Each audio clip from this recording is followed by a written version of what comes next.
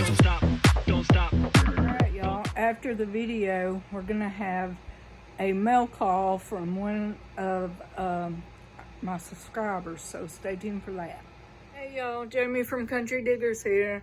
Today we're going to do a little history on Quaker oatmeal. And you may never look at oatmeal the same again. So, hope y'all enjoy. This is my Quaker Oats tin that I bought at a vintage store. It's a Quaker limited edition 1990 Quaker Oats company. And pretty tin. And there's the Quaker Oats guy. 1 minute Quaker Oats. And like I said, you may never look at Quaker Oats the same again. Hope you all enjoy. The untold truth of Quaker Oats. How many times have you started your day with a piping hot bowl of Quaker oatmeal? There's nothing like the comforting taste of nostalgia first thing in the morning. Quaker Oats and their family of products have been a part of our everyday life for decades. In fact, chances are pretty good that you probably have one of those distinctive round cartons in your cupboards right now. Maybe even a few empty ones tucked into a closet for a future craft project. But you might not know, what you might not know is that every single time you make a bowl of their tasty oatmeal, you're taking part in a long and storied history that, well, there are times it gets downright bizarre. Believe it or not, there's nothing bland about Quaker Oats or where they came from. Here is the untold truth of an old school breakfast favorite. Excuse me. There's something undeniably wholesome about Quaker Oats. Maybe it's just that you probably always had a canister in the cupboard, or it might have something to do with the fact that it's the perfect breakfast for cold winter mornings. It's comfort food to the max, and that might have to do with the smiling, friendly-looking man on the logo. You can just see him serving up a piping hot bowl of oatmeal to his kids, and he's about as far from Tony the Tiger as you can get. But who is he? There's a long-standing belief that he's the founder of Pennsylvania, William Penn. It's possible U.S. history says Penn became a Quaker when he was 22. But according to Quaker Oats lore, it's not him. They say that he's not an actual person, but that he was chosen as a representative of the Quakers. Why the Quakers? Because they embody the same values Quaker Oats wanted to be associated with: honesty, integrity, purity, and strength. He does have a name, though, and according to the Wall Street Journal, company insiders call him Larry. So there you have it. While company mascots are very real, like Duncan Hines, Larry can continue to exist just as the perfect idea of the Quaker faith. The Quaker Oatman has changed quite a bit over the years. Larry the Quaker Oats man was first developed in 1877, and according to Business Insider's walk down memory lane, he had a surprising number of looks over the years. The familiar logo, just the Quaker man's head, didn't show up until 1956, and for a short time he was black and white. He got a color treatment in 1957. And if the iconic drawing looks a little familiar, there's a good reason for that. It was done by Haddon Sundblom, who also did the Santa Claus illustrations for Coca-Cola. He got a complete overhaul in the 1970s to a blue and white logo that frankly is very 70s. This look didn't last long. but it was only in 2007 we got the logo you're familiar with today.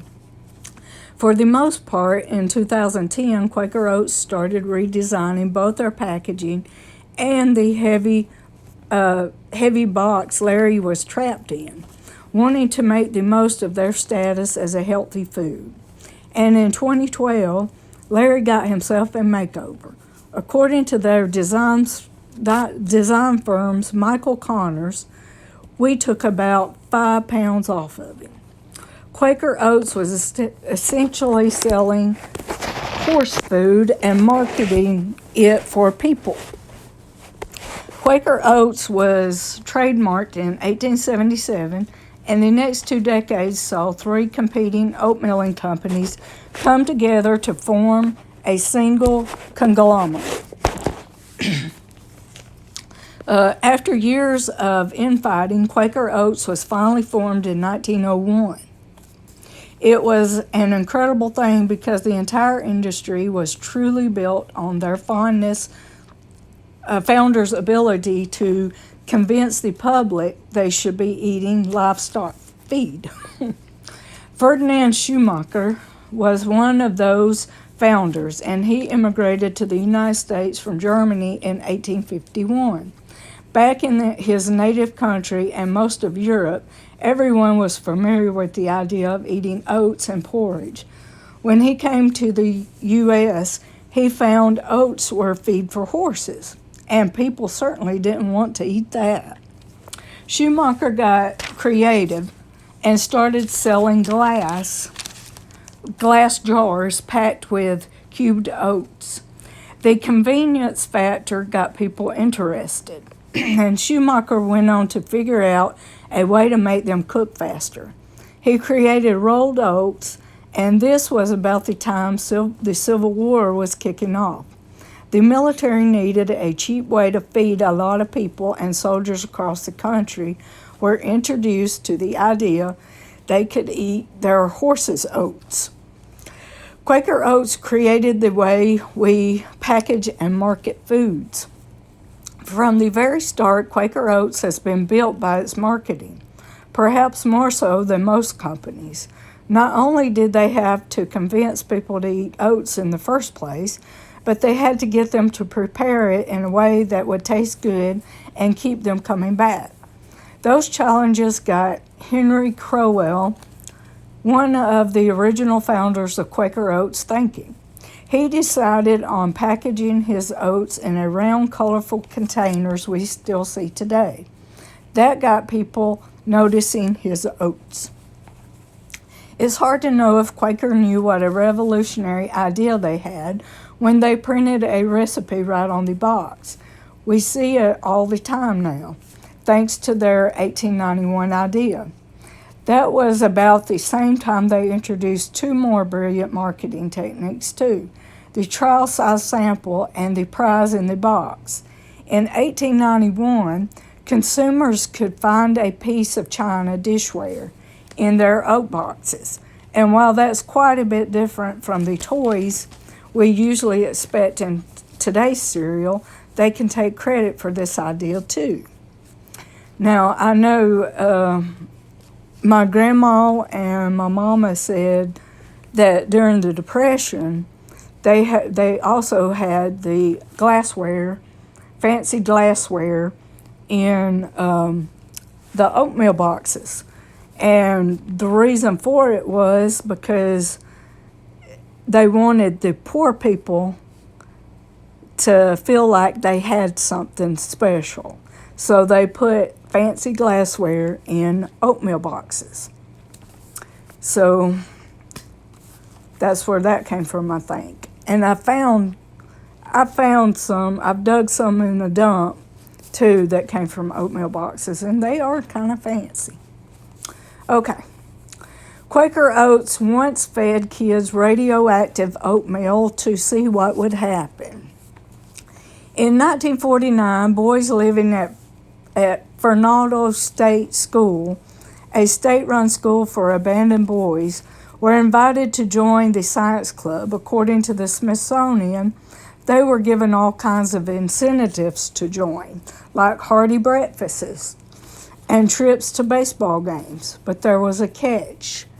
The punishment, if they did not join, was starvation, and that was frequent, they said. The Quaker Oats had teamed up with researchers from MIT for 3 experiments involving 74 boys between the ages of 10 and 17. For one, the boys were given breakfast of Quaker Oats that contained radioactive calcium and iron. So much for their Quaker values. The reasoning was twofold. Researchers wanted to know what kind of effects radioactivity had on the human body. As more people were being exposed to it than ever before, Quaker Oats wanted in on the study because they saw it as a way to prove their oatmeal was just as healthy as their cream of wheat competitors. You've got to be kidding me. They got their medical testing done. MIT got their results. It was a win-win, sort of.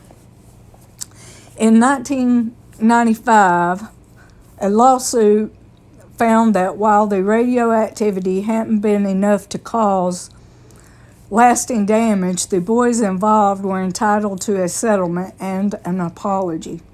They deserved more than that, I think. From my opinion, they deserve way more than that. It makes you wonder how many more experiments the food companies we buy food from have done on the unsuspecting American people at the behest of research. Quaker Oats was found to contain weed killer. In 2018, the Environment Working Group, the same group that releases the Dirty Dozen list, tested multiple breakfast foods for the presence of glyphosate. That's stuff found in weed killer. And specifically in Roundup, when they released the results, they said that among the foods that tested positive for the chemical were Quaker Oats. Other breakfast foods were also found to contain the weed killer chemical, like Cheerios and Lucky Charms.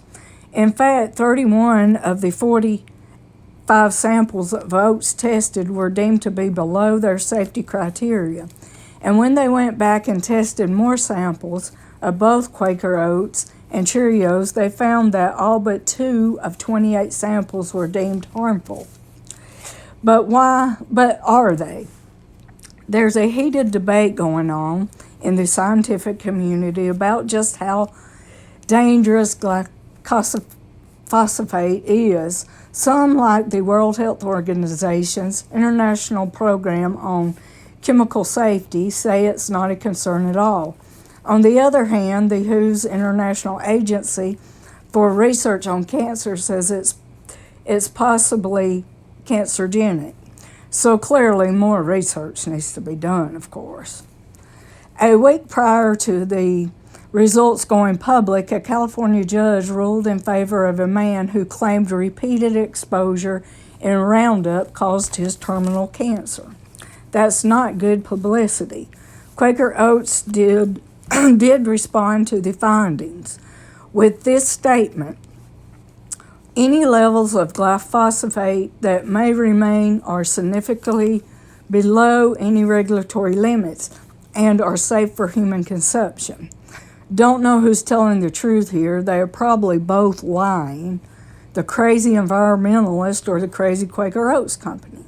As far as me, I'm concerned, there are no foods these days that are totally clean, with all the chemicals, the GMOs, and even most of the seeds you buy to grow your own food are GMO seeds too. So none of it's really clean anymore. Quaker Oats financed Willy Wonka and the Chocolate Factory. Gene Wilder's Willy Wonka and the Chocolate Factory is one of those iconic movies of any childhood. Even if it did give you nightmares, according to Brian Cronin, you can thank Quaker Oats for getting the movie made and for giving you those bad dreams. Let's start with the title. Ever wonder why it's not Charlie in the Chocolate Factory like the book? It's because Quaker Oats wanted to make sure the name Willy Wonka was front and center, so they could market the heck out of it. The movie was originally pitched as a pretty sweet deal for Quaker Oats. They would finance the movie, create their own candies based on the ones in the film, and that's exactly what happened. The Willy Wonka line of candy was launched alongside the movies, but there were difficulties. They couldn't come up with the perfect Wonka bar, and only peanut butter Oompas and Super Scrunch bars were released in time. Wonka bars came a few years later, and Quaker Oats sold that division to Nestle in 1988. Remember this classic oat commercial? You've seen the Life cereal commercial where we learned Mikey likes it. Mikey likes everything. He'll eat it. He'll eat anything. I remember that commercial. I liked it. According to Tim Clark, who inspired his father to write the Three Brothers commercial, the idea of a slice of life commercial was nothing short of career suicide at the time. They had been told to come up with something completely different for the cereal, and they were given a stack of pitched ads representing everything Quaker Oats didn't want. Finally, Dave Clark pitched an idea his superiors said was too boring, basing it on his family's breakfast struggles. Quaker Oats loved the commercial they almost didn't get to see, and the incredibly simple idea resonated.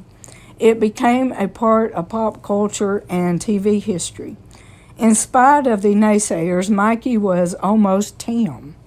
And while we'll never know it, that would have seen the same success. Well, we'll never know if that would have seen the same success. I don't think it would have. It's like, Tim likes it. He likes everything. No, Mikey likes it. He likes everything. I like Mikey better. Okay. We do know the urban legends about little Mikey's fate just aren't true. According to News Daily, John Gilchrist had dabbled in acting before settling into a career in media sales. And yes, he still eats Life cereal. That's Mikey. How healthy are Quaker Oats really? There are two different kinds of oatmeal. Instant and the kind that takes next to forever to cook. They're actually same oats, says the Huffington Post. And the only difference is that instant oats are cut thinner so they'll cook faster and on their own. Oats are definitely a smart thing to add to your diet. Healthline says they've been found to be high in vital nutrients, minerals, fibers, and antioxidants. They help manage cholesterol, improve your blood sugar, and help with weight loss because they're so filling. So that canister of Quaker Oats is going to be a great choice, but less great are those instant packets that come in all kinds of flavors. Most of those have a ton of added sugar, and even ones that sound like they should be healthy can come with some not so great ingredients. Take Quaker Oats apple and cranberries instant oatmeal. Sounds great, right? It has 12 grams of sugar, and according to American Health Association, daily sugar consumption shouldn't be more than 36 grams for men and 25 grams for women. Bottom line, if you're looking to grab some Quaker Oats for a super healthy breakfast, get the plain ones and dress it up yourself. It's easy to do.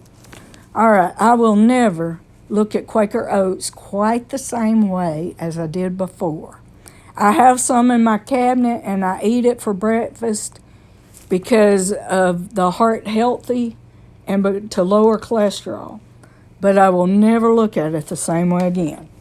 All right, hope y'all enjoyed, and stay tuned for the mail call. All right, y'all, we got this mail call from one of my subscribers. Hope she don't mind my saying her name. Jill Dare. Okay?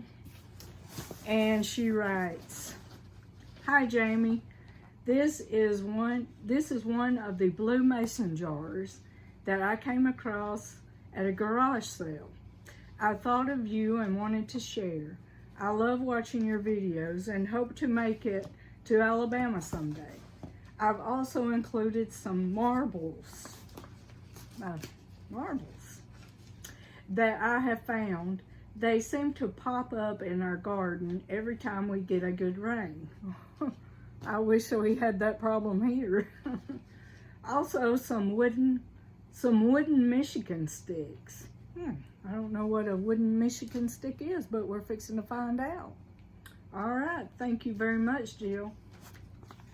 We'll see what we got.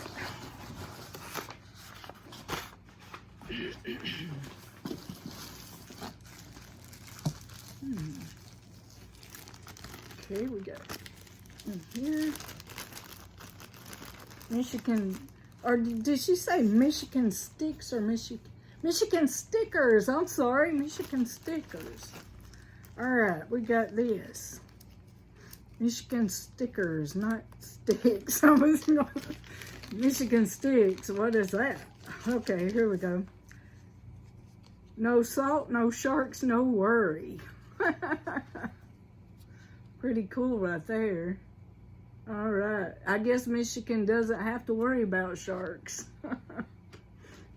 And then we got this right here, which is the Great Lakes.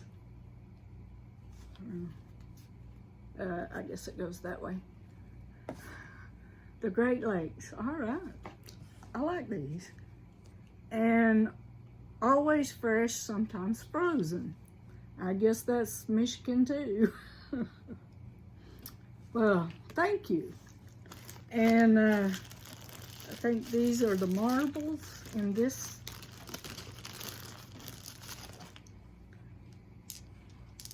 She sent them in this little pouch. So let's see what we got. Oh, pretty ones. All right, we got this.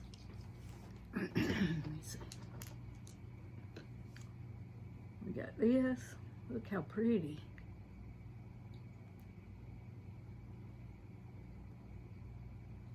That's a pretty one. And then we got this one. Now, I like marbles and everything. I love digging them, finding them. I love doing that, and I love marbles. But I don't know anything about them, except from what I've read, and that hasn't been much on marbles. But they're pretty. I like them because they're pretty. And I got this, oh, I just showed that one. This one right here, pretty marbles.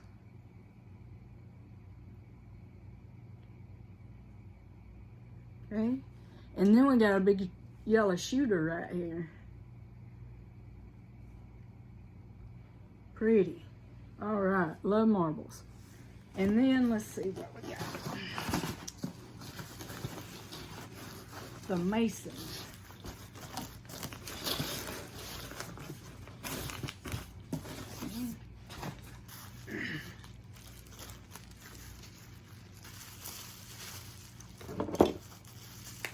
My trusty knife right here so I can get this open.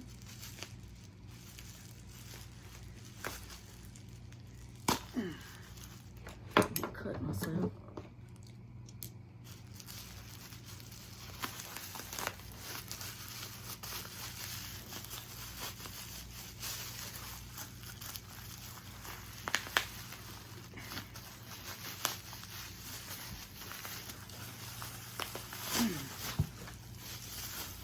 Oh, this mason's got a bunch of